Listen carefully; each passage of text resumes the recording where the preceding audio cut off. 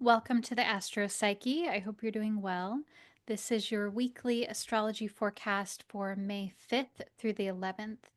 And the theme this week is healing messages. We have Mercury, which is the planet that symbolizes messages, communication, making several different aspects and correlations this week in the astrology, and some other things are happening.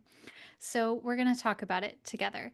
My name is Shauna McGrath. I'm a depth psychotherapist and an astrologer, and always so honored to share the astrology of this week with you from a depth psychological perspective.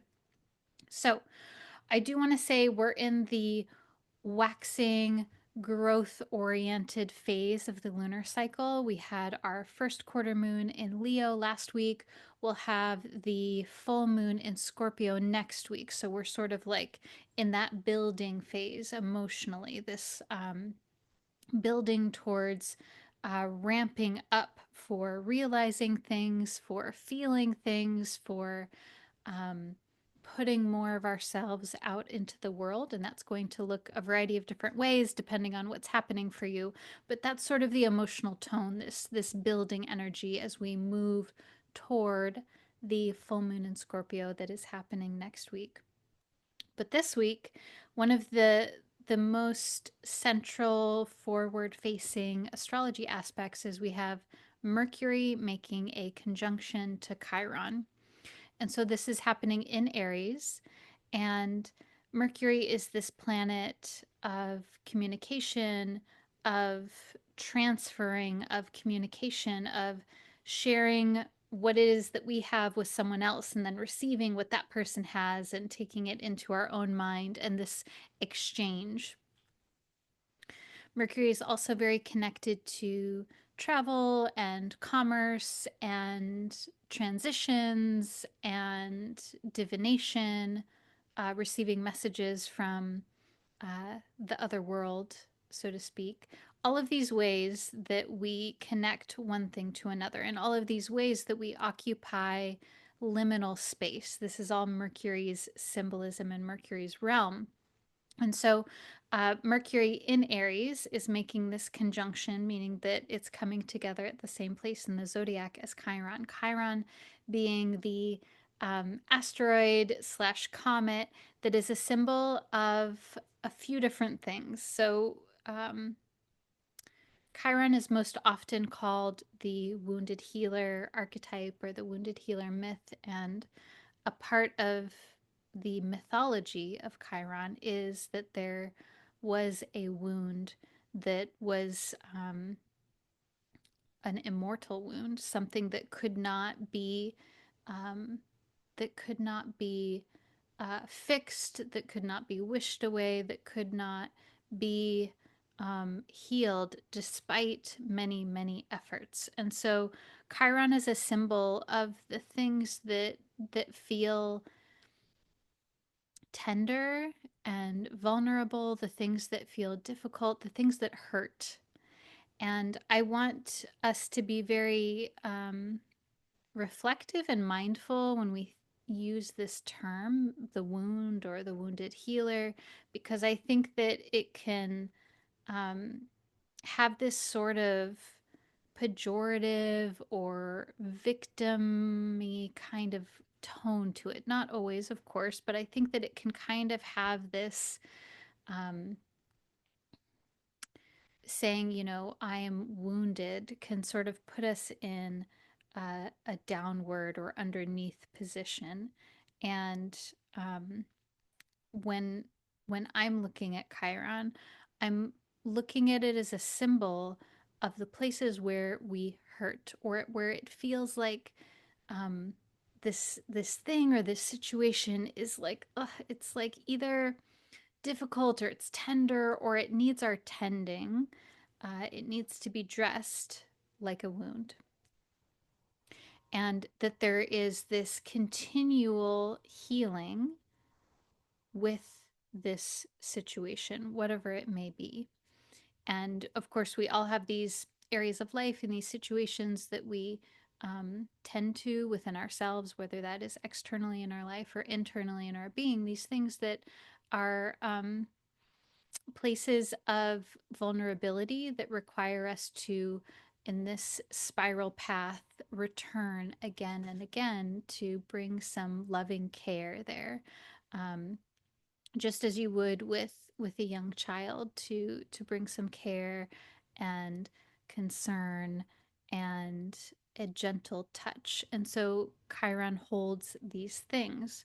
um, Chiron, in addition to that, is also very much a symbol of teaching, mentoring, receiving or giving help or care or support in a way where there is a drawing out of your natural abilities and capabilities and skills and gifts. There's like a pulling, a fostering of whatever those are for you, and sort of bringing them out more into your life, into the foreground. And so this is, I'm like really going into this a lot because I think that we, you know, as astrologers, as psychotherapists, it can be very easy to just gloss over Chiron. And I think that Chiron is so much more than just this part of the myth around the wound. Chiron also was a physician, a mentor, an astrologer.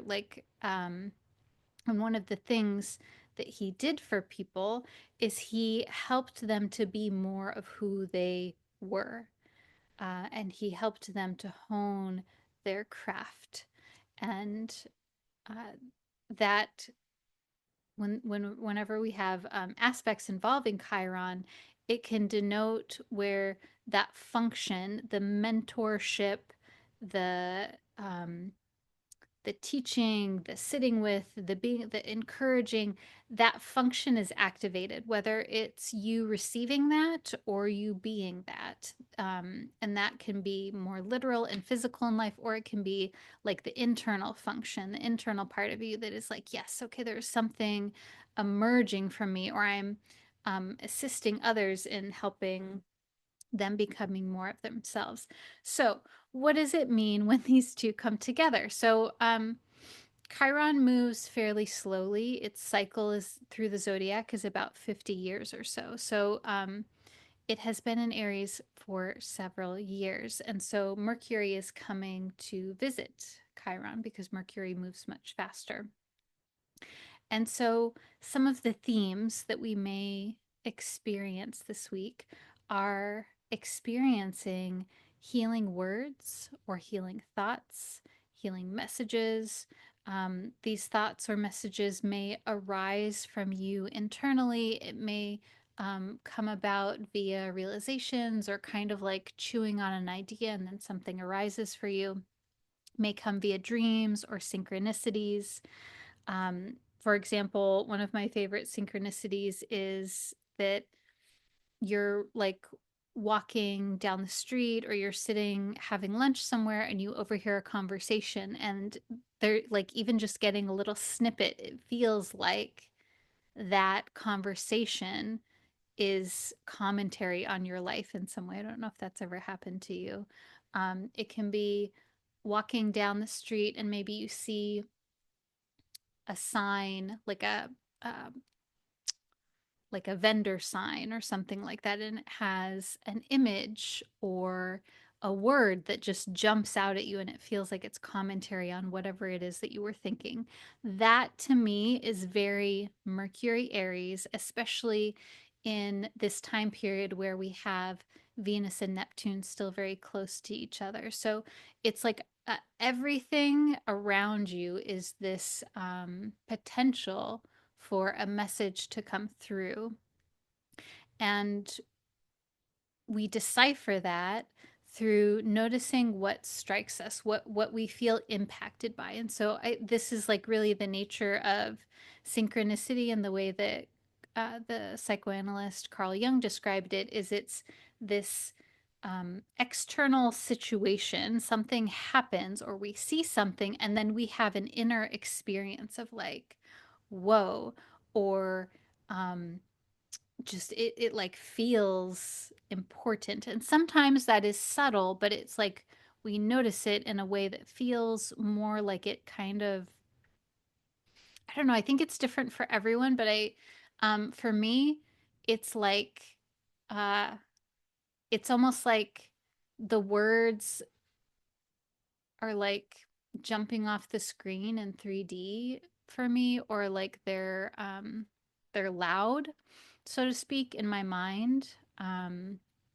So it's kind of like there's a prominence to whatever it is that you see. So, anyways, it could be something like this. Or it could be from literally someone telling you something. It could be more external or literal in this way, where you maybe receive some information or some messages that feel healing for you, that feel, and I think that we know that something is healing because it clicks.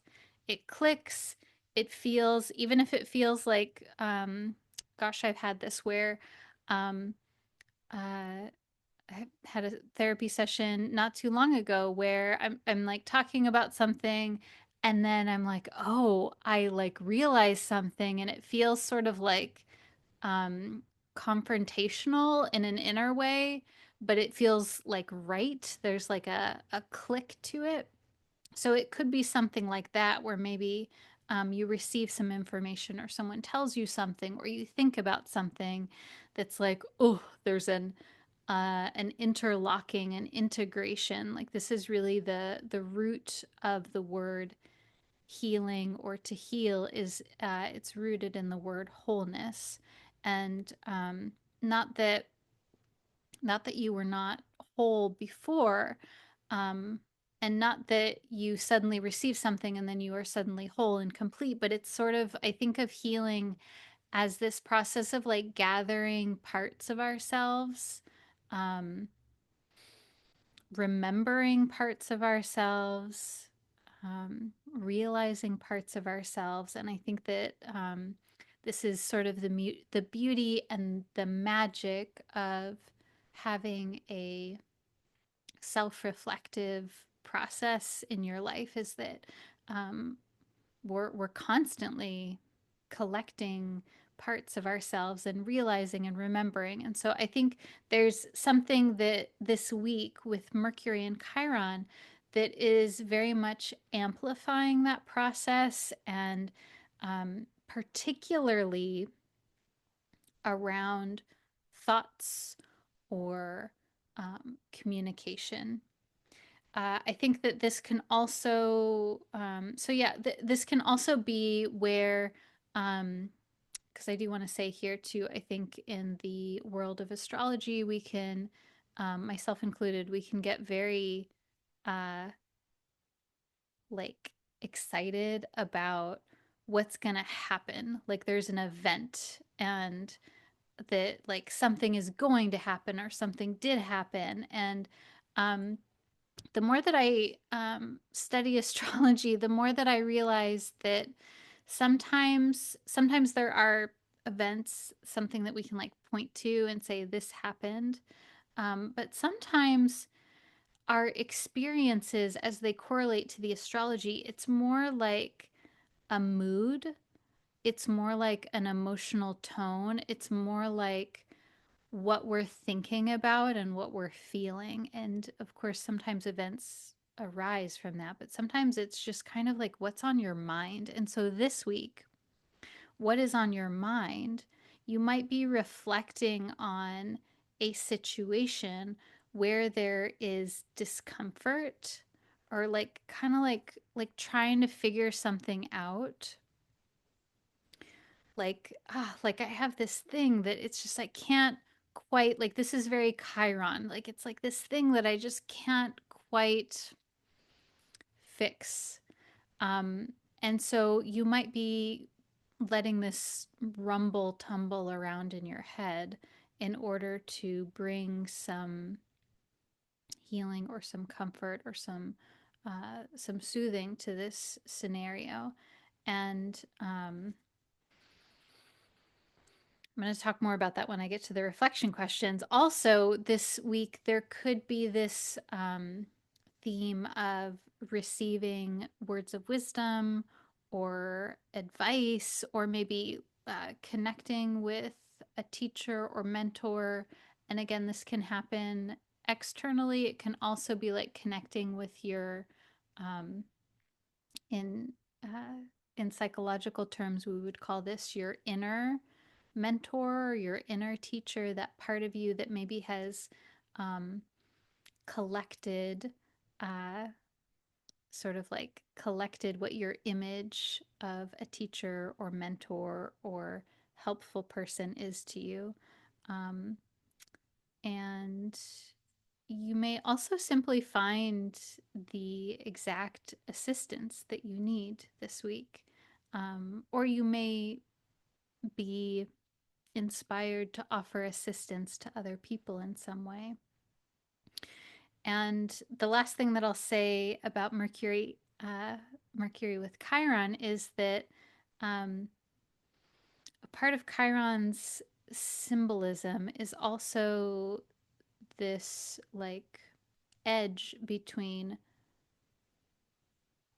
being in a helping position where you're helping someone or something, and then like when that can sometimes bleed over into overgiving or sacrificing yourself in some way where it's the helping becomes detrimental to you in some way. And so that like unconscious patterns around that may arise, may become conscious to you in some way. And so that's also something to kind of just, I think with all of this, just um, I always want you to be thinking about like what is coming up in your mind, like literally right now as I'm talking about this, because nothing happens in a vacuum. So whatever is like coming in this week, so to speak, they're like the previous events are leading into it. And so there might already be something that you're kind of like feeling into that's coming up. And then, we see what happens and we're with it together on this journey of being a human. So, so yeah, strong themes around healing, words, thoughts, messages, etc. Um, Another thing that's happening this week with Mercury in Aries is that it is aspecting both Jupiter and Pallas Athena, the asteroid. So, um, Mercury is actually, we could say it's also like activating this trine of Jupiter and Pallas Athena, which I think we talked about that last week, if I remember right. So, this connection also brings in how your reflections, your self reflections, your thoughts, or your communications this week may serve to bring about a sense of expansion or growth or even victory. Like Jupiter to Pallas is very much about like this sense of empowered victory, this being able to, um, especially I would say like around uh, anything that feels like social justice or where you're standing up for the thing that is within your integrity, that feels inclusive, that feels like it's uh, bringing people into your circle. Um, and I think also the tone here is possibly a reminder that your healing process has an impact on other people. And so the things that you do for yourself, i.e. the things that you do to take care of yourself, that is not just for you, that's for us also. And um, when you're able to be in your vibrancy, and of course like saying this to you as well as myself, when you're able to be in your vibrancy, that has this ripple effect on other people that you may not even realize, but that is incredibly tangible. So Mercury's making these aspects while it's in Aries, and then this week Mercury moves into the sign of Taurus, and so Mercury is in each sign for about a little bit less, like a month-ish, we could think. So it's this sort of quick pace for a planet. And Mercury moving into Taurus this Saturday, May 10th, marks this shift in our thoughts, our communication, and just our logical analysis of things, where it shifts to furthering your stability and deepening into what is important to you. So, the last several weeks when we had Mercury in Aries, there was this tone that was more about initiation. Now, of course, Mercury was with Neptune and with Saturn. And so it kind of got flavored where it's like, oh, I feel like Mercury in Aries the last several weeks, and of course, it will conjunct Chiron. There's sort of like this strong soup of like, feeling our way forward and what are we doing, what are we feeling, what are we going to create, what is here. It to me has felt sort of like this like more like like an in, do I want to say this like a, a more intense reflective process. And of course Mercury was here for a very long time because it was retrograde in Aries and Pisces. And so um I think that with Mercury moving into Taurus this Saturday, we're um, exiting sort of this capsule, this like maybe womb like experience of Mercury in Aries and Pisces over a long time with Venus, etc. So I think that going forward, um, again, this is happening on Saturday, so it's sort of like we're really feeling this energy like land over the weekend from May 10th forward, where it's more about like, okay, now what am I gonna do? What am I how am I stabilizing? And I think there's also just this like more um rooted way of experiencing your thoughts, your internal process. Now, also, so there's often an also, right? Life is complicated, life is nuanced. We're nuanced and complicated, and so is the astrology because it reflects that. So, this shift of Mercury into the sign of Taurus also marks Mercury's making a square to Pluto in Aquarius, which will be exact next week. So, but we're talking about it now because it's active, it's operative, so to speak, this week. And Mercury square Pluto symbolizes intense thoughts. This can feel like you're being drawn into a rabbit hole to explore something deep and meaningful to you. It can feel like there's this, I think with uh, Mercury Pluto, there's sort of like this there's this focus to it. It's like locked in. And when you lock into something that you can really explore and go deep with, it can feel almost like you're uh I keep getting this image of like you're gonna go on a roller coaster and it's one of those ones where it's like you're locked in and you're like snug in it and then you're like, okay, I'm gonna go I'm gonna go on a ride, but I'm here, I'm like in it. um Mercury Pluto sort of feels like that to me. Now of course this can at times feel um, obsessive or compulsive or fixated. It can feel kind of like ruminative, so to speak. Um, and I think a lot of that depends on a lot of things. A lot of that depends on what's happening in your life right now. I think that um, the difference between rumination and having like an intense but enjoyable exploration of something really depends on how much you enjoy what you're thinking about or not. Because when we think about rumination, it's like you're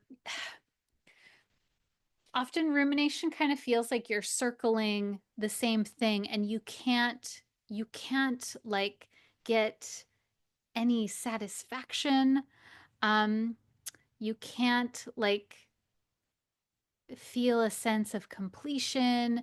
It's sort of like a groundhog day, like starting over and over again. And I think that um, often we ruminate on things where there is an intense desire to figure it out, or it feels perplexing in some way. And so um, I think when we're talking about, and so like the fixation part of this is the Pluto part. So Pluto is like its symbolism is intense and deep and targeted in some ways. It's like, okay, we're going to follow this through and we're going to find the root, we're going to find the source. And um, I mean, this is really the beauty of Pluto is that there is this. Um, there is this depth to it, and there is this richness that never gets boring. And also, a part of its symbolism is this like getting kind of like, can almost kind of feel like you're like, wow, like I can't stop. I can't control this. And so I think a part of the Mercury Pluto process this week is is how can you allow this energy to move through you, and how can you find either outlets or channels for it. um, so I think that this week is a great week to, if you have a project or something that you want to like really explore deeply, whether that is like something just for fun that you want to get into, or if you have a conundrum in your life that you want to figure out.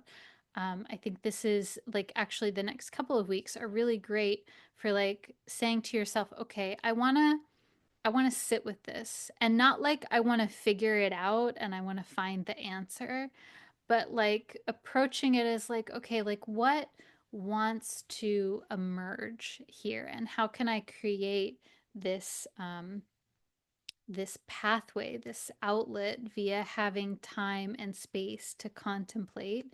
How can I do that? Because I think also as I'm talking to you about this, one of my memories that's coming up is how for me, Pluto, one of its informative symbols is the volcano. And the volcano, like it erupts the lava, and it is uh, destructive at times. It, can literally be that way, but it's also very regenerative for the land. And we're not going to stop the volcano from erupting, but we can, when we start to see the signs, the smoke, or I don't know, I'm not a expert in uh, land, what do you call that? Uh, the natural world necessarily. So I don't know the signs literally of what a volcano are, but um, I would imagine when there is something that feels like it's like, oh, there's something coming up here. There's an intense feeling, there's an intense thought that feels like really strong. And often with Pluto, these thoughts or feelings can involve feelings of shame or guilt. And so when we feel something like that coming up, it's like, okay, um, there's something deep that is coming up that may or may not be connected to the, how do I say this actually?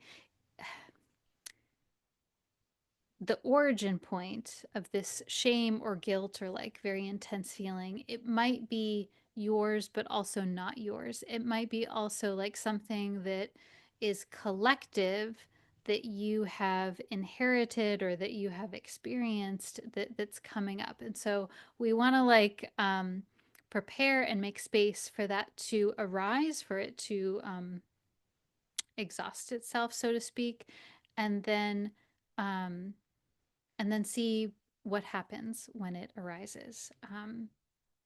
And so uh, I think that we could think of Mercury Pluto this week as allowing your intense thoughts and feelings and communications to arise, to find an outlet for them, such as journaling, psychotherapy, talking to someone that is a safe, non judgmental, unbiased as much as possible friend, or um, doing stream of consciousness writing.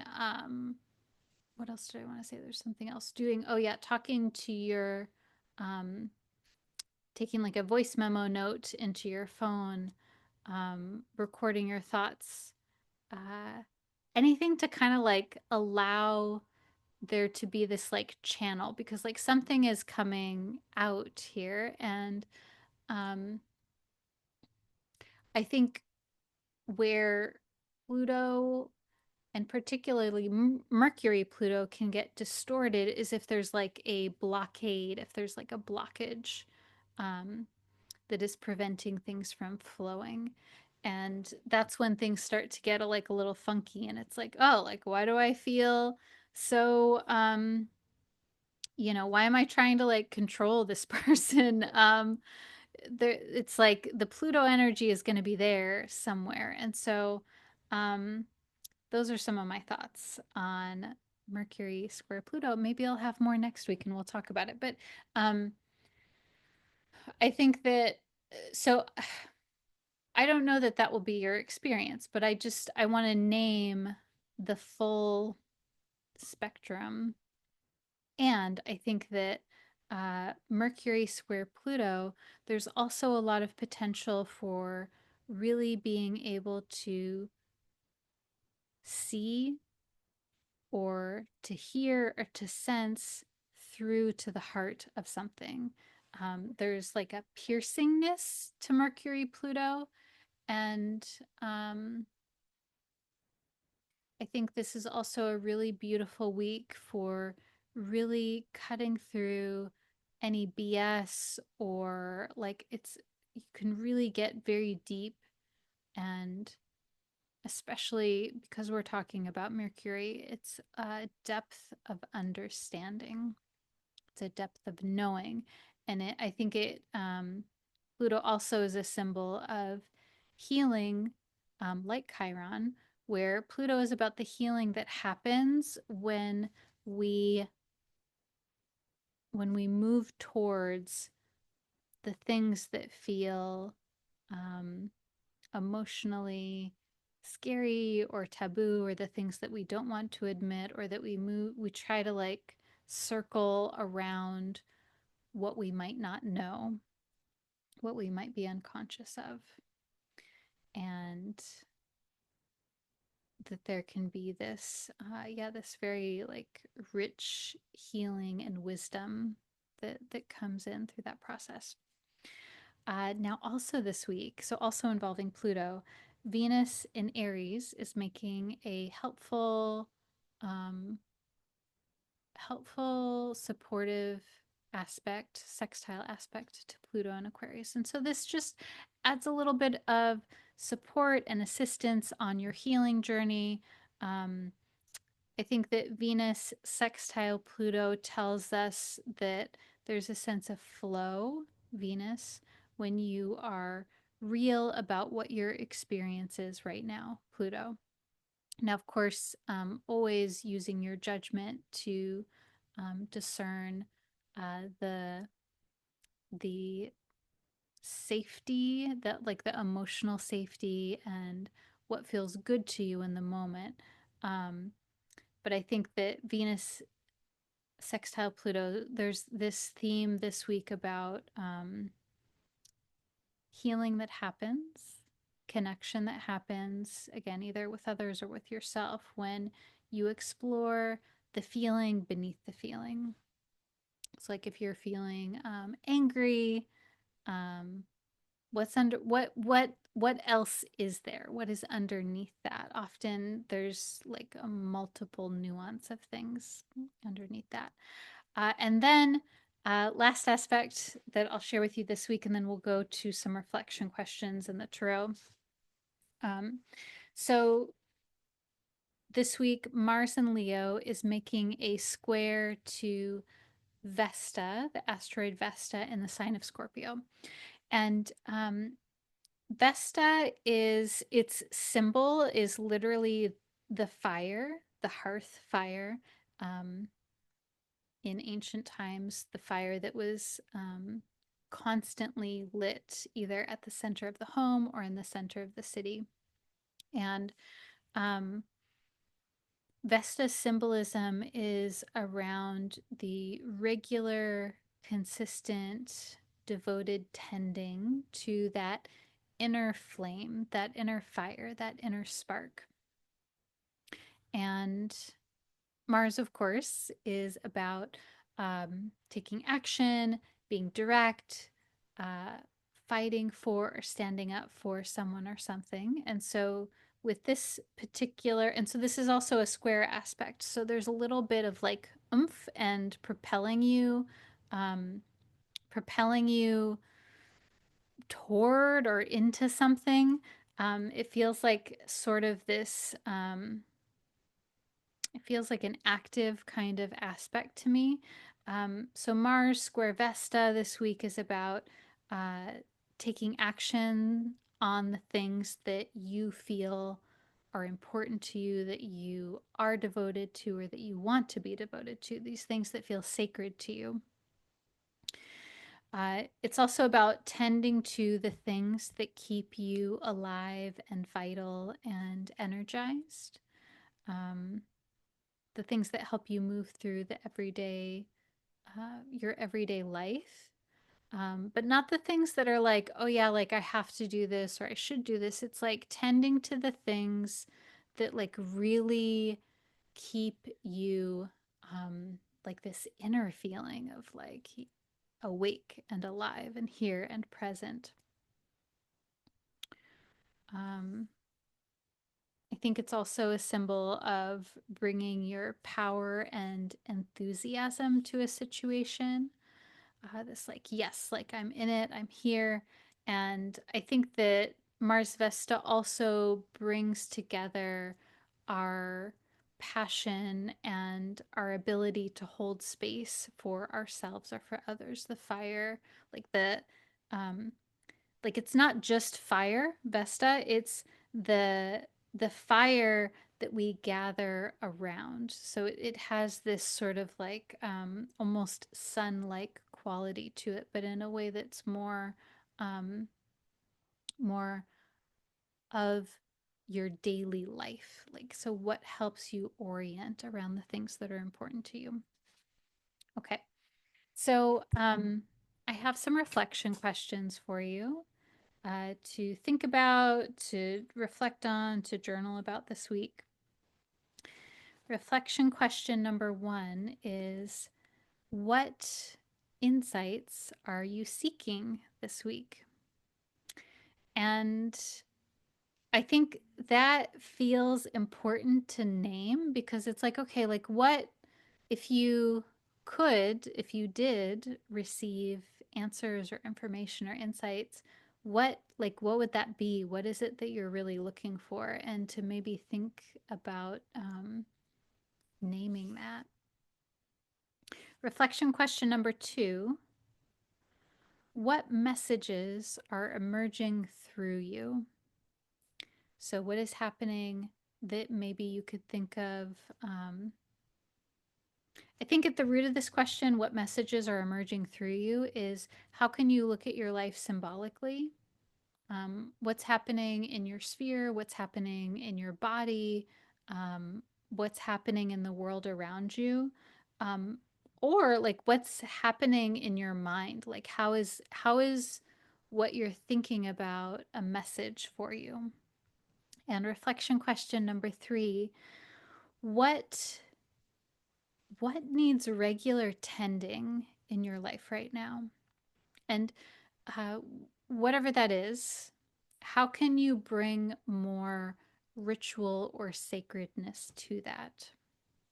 How can you invoke this sense of really of like the divine, whatever that means to you? Um, so whatever it is, what like I don't know, maybe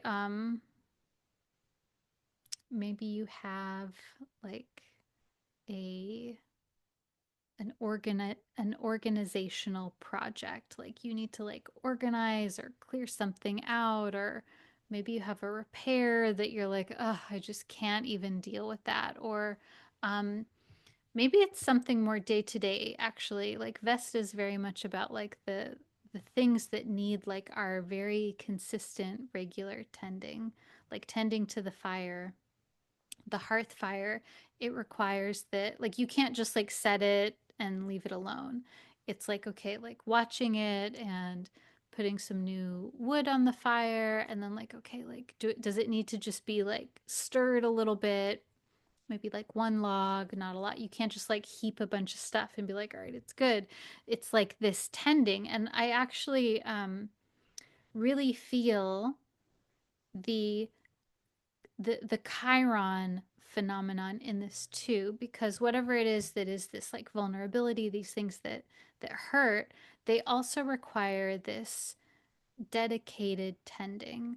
That like these things that we return to again and again, with each time with more experience, um, with different perspectives, and we're kind of like constantly circling, like the central hearth, we're constantly circling around this thing that needs our attention, or these things that need our attention.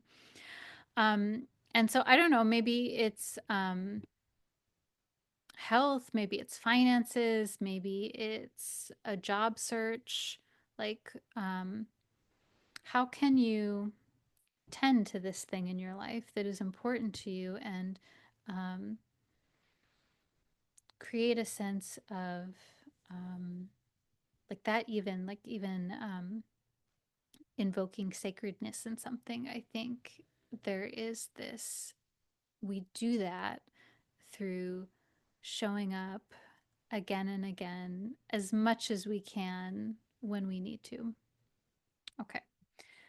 Those are some things to think about this week, and I'm pulling some tarot cards for you now. So if you're not already, I invite you to get into a comfortable place, and you may wish to close your eyes or to focus on something in front of you that feels soothing.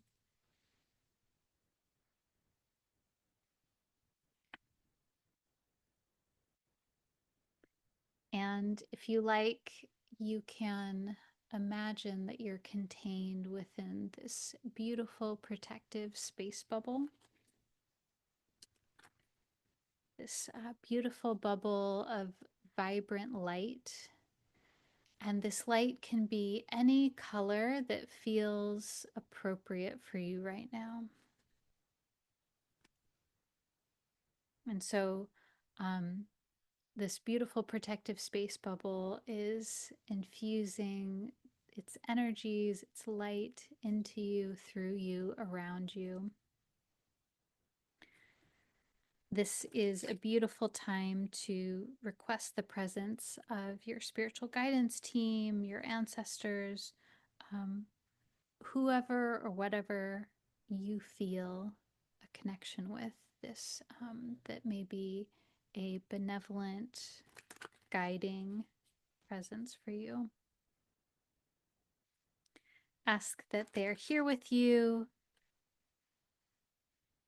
to protect you, to help you, and to communicate with you in a way that you can easily understand right now.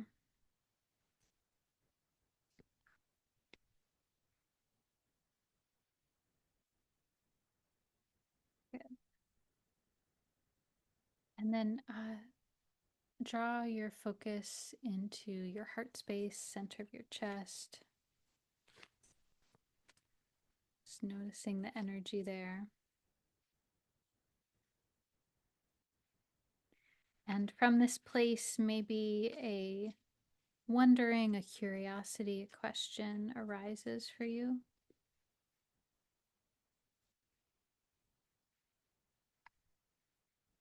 Hmm.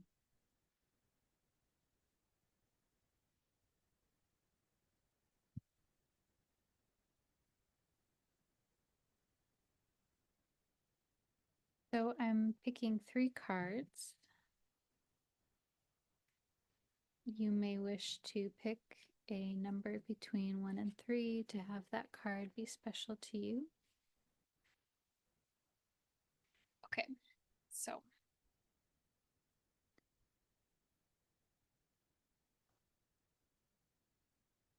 sometimes I feel like I get like repeat cards, like a couple series. It's almost like sometimes there's one tarot card that's like, I have more to say several weeks in a row. And so I feel that has happened here again, which I quite like. It kind of lets, it's almost like a retrograde kind of experience. Okay, so first card is the Seven of Cups. And this is one of the decks that I like to use. It's called the Tarot of Spells and Potions. And so in this image, there's a person looking out at all of these cups that have various different things in them. And this card feels very Neptunian to me. This card tends to come up when we have a lot of choices and we're like, wow, like, look at all this stuff.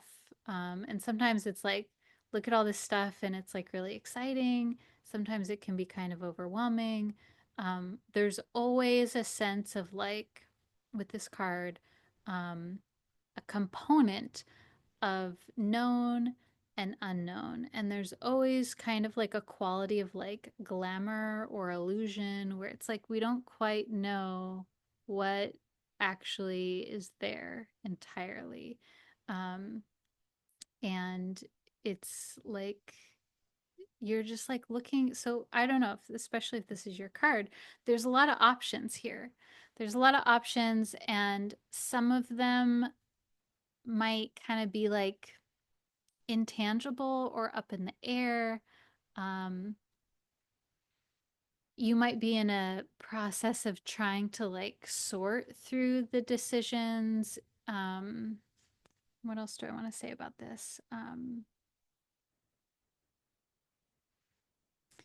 Yeah, you're kind of like weighing the options, but it's sort of like comparing apples to oranges. Like you can't even compare the different things. And so I feel you tell me how this sits with you, but I feel like this card in this moment is like all of these choices presented to you are kind of like requiring you to go inside and to think about like what you actually want and what I don't know, like what is the meaning of your life? Like it feels like there could be these very big questions that are coming up um around this, and because it's not just about the choice. It's not just about, do I want the cup with the snake in it, or with the doll, or with the skull, or with the dragon, or with this weird toy thing. I don't even know what it is. Like, it's not about the thing. It's like, what is that thing? Where is that choice going to lead you? And like, there's a lot of unknown in that, and there's a lot of unknown in um, whatever cup you choose. If you do so decide to choose a cup, it's like what else is in there? Um, what else is going to come in?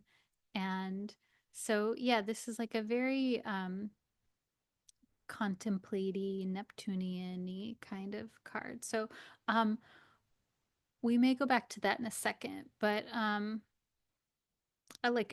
hear possibly you saying, well, Shauna, so like, what should I do? Like, what does that mean? Um, and I think, which I didn't really tell you, right? So I think a part of this card is holding space for the indecision, holding space for the ambiguity, holding space for the figuring out, which I think is a huge component of this week, is holding space for your thoughts and like kind of like seeing where you're guided. Um, when I'm looking at this card, sometimes when I look at tarot cards, I kind of like um, see an action in it, so to speak. And as I'm talking about this, I kind of feel this person like their hand is sort of like, they're like, like hovering their hand over each cup and then kind of feeling like, does this feel hot or cold? They're kind of like feeling, they're like getting a sense for it. And so I think that is a part of what this week is, at the very least, initially. You're kind of like getting a sense for things. And um, it feels important to get a sense for things and to know um, to like, okay, to fully like as much as you can or want to like to fully explore your intuitive sense about it, and then to also know that you might not see the full picture. And like, can you be okay with that? How do you be okay with that? What, works for you doesn't work for you. Okay. That's what I think. Um we may go back to that in a minute. Uh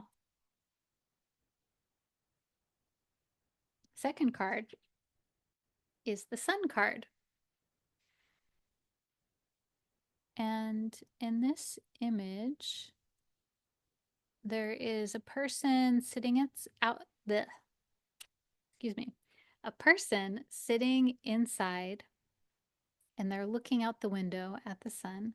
It's a beautiful day outside, and they're sitting in front of a witchy brew kind of thing.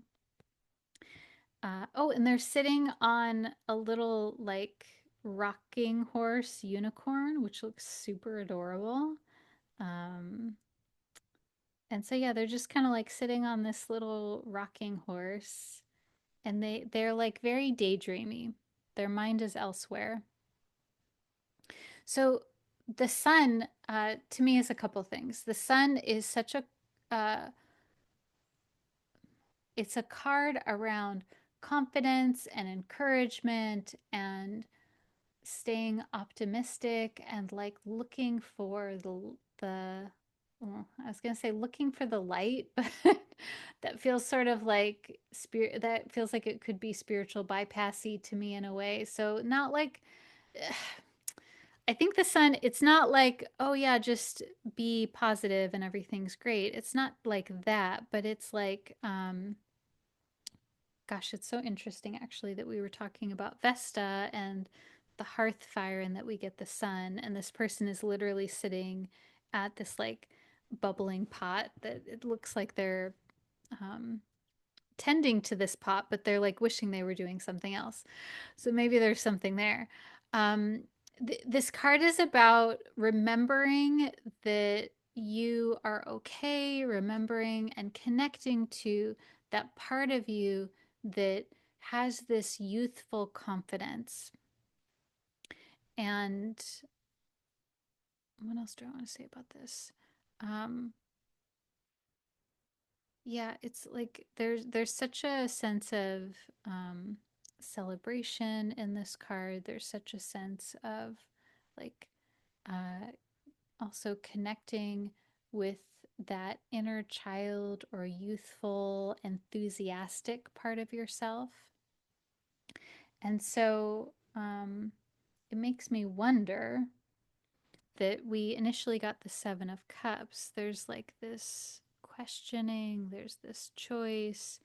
It makes me wonder if the sun is like what you're trying to get to, like via this choice. And you're kind of like, okay, how do I get there? Like, what do I need to do to get to this place where I feel this, whatever the sun is for you at this point, whatever parts of the sun you're craving, whether that is um, vitality, confidence, ease, a sense of security, being seen. Sun is very much about being seen. Now, I will say, in this particular deck, this person, they kind of like, they're like daydreamy and they're like tending to this pot of brew, this witchy pot, but they kind of like don't want to be there. They want to be outside playing in the sun. That's what I'm imagining, at least. Um, and so it makes me wonder, is that how you feel right now? And I'm kind of like feeling into the Mars square Vesta, where maybe a part of that aspect for you this week is that maybe you're kind of like feeling forced into tending to something that is like, you're like, oh, it's boring. I don't want to do it, or it's inconvenient, or I don't have the time, or whatever. Um, and yeah, like, hmm, how do you reconcile that? Like, how do you tend to the things that you need to, and then also have some time in the sun, so to speak? And how do you let yourself um, tend to both parts of you, that part of you that is Mars and active and wants to do, and then the part of you that um, wants to um, be more still and quiet and devoted. And so the sun card here might be a part of that conundrum. Again, you'll have to see what feels true for you. I'm very intrigued by this kind of storyline that we're feeling into here. The third card is the Six of Wands. And this is the card that I feel like maybe we didn't pull it last week, but maybe a week or two ago. I really love this card in this deck. It's very sweet. I think I said last time it feels very like grandma energy to me. Like very like fairy godmother, grandma kind of vibe. Um, so the Six of Wands is about homecoming, it's about victory, it's about returning from your struggles to a safe landing place where you can be nurtured and celebrated. And it's kind of like that feeling when you've like um, had a long day out in the world and you get to go home to your sanctuary. Um, and that may or may not be something that is available to you, but it's that feeling tone of where you've been through some stuff and now you can um, you can let go of some of those challenges. You can go to a place, um, either literal or within your own self, that feels more easeful. And in this particular card, there is a person outside cuddling a cat, and they're sort of like outside in the front yard of this house that's like it's the Baba Yoga house, and the Baba Yoga being this like crone witchy kind of woman, um, that in one of her stories she puts a young girl through sort of these like many trials of initiation. And so there's also kind of this like uh, what do I want to say here? There's kind of this like, okay, you've been through some trials of initiation, and or maybe you're in trials of initiation now. I'm not quite sure. I'm kind of like talking through this with you a bit. Um, but there is there is this divine support via the little spiders or ants that are coming here. There's like, and this is very Mercury. Um, Mercury is anything where there's like a lot of something that's like very small. So like a bunch of spiders feels very Mercury to me in symbolism. So there's something here where you're like either um, have or are like going through these like trials of initiation, and it's like something that like yes, like you're okay and you're gonna make it and you have support, and there's kind of like maybe possibly this safe landing place that you're trying to get to. Now, so this is the last card in the series today, and the it's the third card. And so, um, as I'm looking at this, it's kind of like we start off with like a wondering, a questioning, mm, weighing the different possibilities, weighing the different like this could even be like um, different things that like you're contemplating. Um, hmm.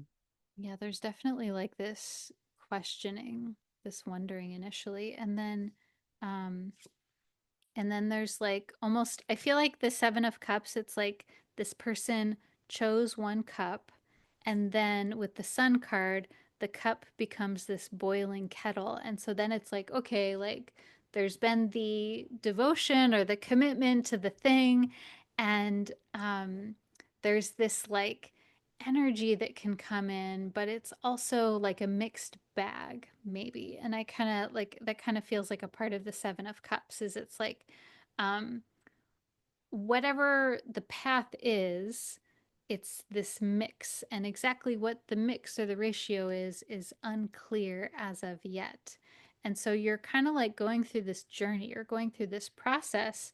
And then we get to the 6 of Wands, where it's like there is some sort of initiation, completion. There's like a sense of like doing the thing. And this feels actually, the arc of this feels very Mercury Pluto to me, where it's like, okay, like you're going on a journey, you're going deep into a process, and then you're going to follow that through to find something within yourself that you didn't even know that was there, that you didn't even know that this is where you were going, but here you are. So that's what I have to say about this week. I so appreciate you for being here with me and exploring the astrology with me. I'm wishing you a week of ease and peace and safety, and I'll see you next week. Bye.